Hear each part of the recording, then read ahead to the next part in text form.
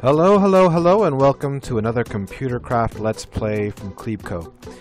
Today we're going to show off a 3D printer that may be helpful to you. So the idea is you put a turtle, you give him the supplies that you want. So this is the foundation, the flooring, and the strong bits. This would be the vertical supports. Well, actually, I'll show you on this one. It might make a little more sense. Over here is a more standard house. So here's the foundation of cobblestone. Here's a vertical support. Here's what the main walls will be made of. Right? I think I hear something. Okay, never mind. Here's what the main walls will be made of. Here's what all of your windows will be made of. The chests, some crafting tables, some furnaces, and then some carpeting. So let's go ahead and show the program in action, and then as soon as that gets started, I'll go over the code a little bit, and then we'll see, hopefully maybe one will be finished, and we'll see if this works. So we're going to go to Disk, Computer Craft Let's Play, and build it.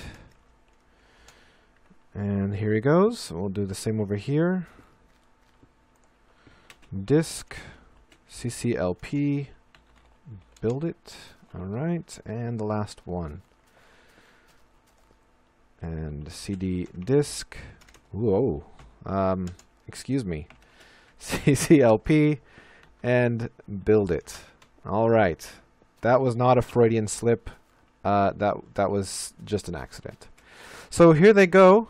You'll excuse me, the carpeting is being laid in, and I put the carpeting in the shape of a large P for Perallen.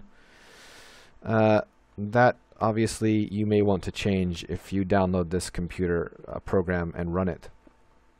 So the thing that's nice about it is you can set it up to be pretty much whatever you want it to print out, whatever 3D object you want it to print. Here it's printing a house, so I'm going to let those go ahead and continue printing the houses, and while that's happening, let's look at the code. So we're going to go here to Disk and CCLP and Edit, Build It. So here's the key for each of the slots. Now this, you can change this key, but the key for my printout is 1 is cobble or flooring, 2 is the vertical support, 3 and 4 are the wall material, 5 is glass, 6 chest, 7 crafting, you can see there. Now the way that it works is you give it a list of arrays, and each of these is a floor. So here's the bottom floor, and if you see here, it's cobblestone all the way across except for this letter P in the middle, made out of carpeting, whatever's in slot 9. And then up a little higher, you have the vertical supports in all of the corners, and then the walls. And I actually should put vertical supports here. That would have looked a little bit better. I'll fix that later. Then we have some chests, some more chests. This number 7 is a crafting table, and 8 is furnaces. Then it goes up and makes some more walls and puts some 5, which is windows. Make some more walls and a header, which I made to be the same as the foundation over the door.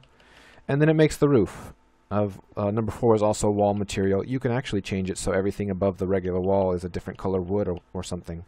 So that's it. You can actually change this list of arrays to anything you want. You can print out any shape that you like just by putting in a different set of strings here. So how does it work? Well, first off, it's going to get your X, Y, and Z. So X, I think, is as it goes along the left and right. Y would be forward and back, and then Z is up and down. So what we do is we go through a list of all of the floors. So if you go up here, each of these arrays is a floor. So this is the top floor, the second to top floor, and the very first one is the bottom floor. So it's going to go through all of those floors one by one, and then from each of those floors it's going to go over each of those columns, which is a string. It's a string of characters. So this one is space, space, space 4. And then for each of those strings we're going to grab the length of the string. So that space, space, space 4 will be 4, length of 4.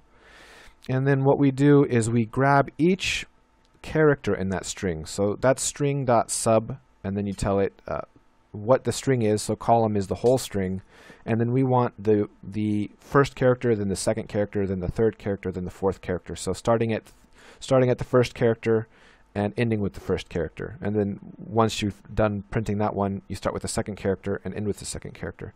So what it's going to do is it's going to take the string and it's going to start with the first character and see what it is. And then if it's a space, it's going to ignore it. But if it's a 1, 2, 3, something else, it's going to place a block. Then it's going to do the same with the second and the third and the fourth. So it grabs the string and it says, okay, if it's a space, we ignore it. We don't want to print a space. Otherwise, we're going to take that character and we're going to change it to a number. We're going to select that slot and place down. And after that, we have him go forward to go to the next slot. And the rest of it is just him resetting. So once he's gone all the way across and done a whole column or a whole row, then I think I called it column actually. That was mistaken. But as soon as he finishes that, he's going to go all the way back. While x is more than 1, go back so that x gets back to 0. Then he's done with the column, and then he turns right, he goes forward, and he turns left so that he can start on the next set, or the next set of blocks that he's going to place. And then once he gets done with that, he does the same thing. He resets on the y-axis, and then if there's more, then he goes up, and he just goes to the next string. So that's it. That's the whole program. It's very simple. And just to give a brief overview of what we've talked about, the idea is he starts with the first floor here, and he starts with this first string of characters here, and then he just places slot 1 all the way across. Then he resets and places 1, 9, 9, 9, 9, 1, 1. Those are the slots he places. He just continues doing that until he's done. Then he resets back and starts on the second floor until he runs out of floors. So that's it. That's how you can make yourself a 3D printer. Now you don't have to print a house. You can print anything. As long as he has enough material in his slots, you can have him print basically whatever you would like. So here's our houses. Now they don't have roofs because if he puts down stairs, he puts them in all sorts of different directions.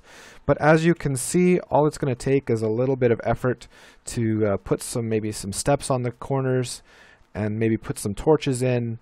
And after that, you have a whole row of nice little houses. So I'm going to go ahead and put up this code on the website. Go ahead and look in the comments if you don't know where that is. And hopefully you can make some nice 3D printing projects and put together something that will look beautiful and make your town that much better. So I'm going to go ahead and put this up. And until next time, happy computing.